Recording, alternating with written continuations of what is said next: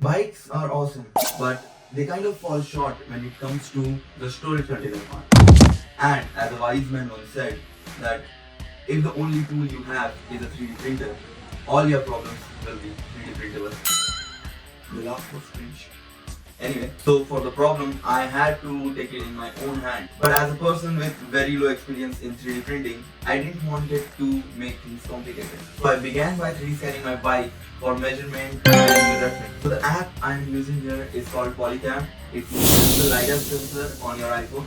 But if you don't have it, like if you have an Android phone or a non-LiDAR sensor iPhone, you can still use it in the photo mode. You just capture a bunch of photos of your model and it just gives you the 3D model. I am on a free subscription, so the file format I get is GLTF, which I can later import in my software of choice, which is Blender. I know I should use Fusion 360 for 3D printing, but I don't know. Like I should use some CAD software, but I am very new to 3D printing and I am very comfortable with Blender. Let me know if I should switch to some CAD software or is it okay for me to keep using Blender. And if I should switch, how should I go about switching? So for the design, I kind of downloaded a basic container from Babulab's website and I started tweaking it for my bike. And I kind of added some extra space in a way that the size and the shape kind of snugs my bike. And I had decided to print the top part in red color and the rest of it in a normal grey color.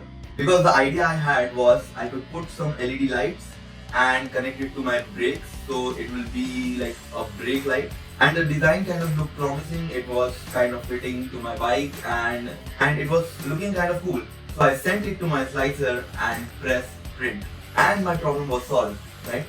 Well, not actually. Turns out that PLA, the filament that I was using, was not meant for anything outdoorsy.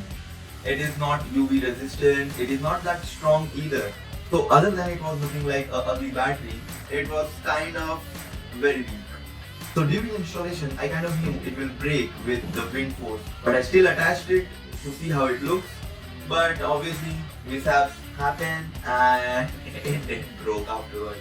Like I was going somewhere and my friend kind of by mistakenly kicked it off while he was getting off the bike and it kind of broke in the middle and got into two pieces.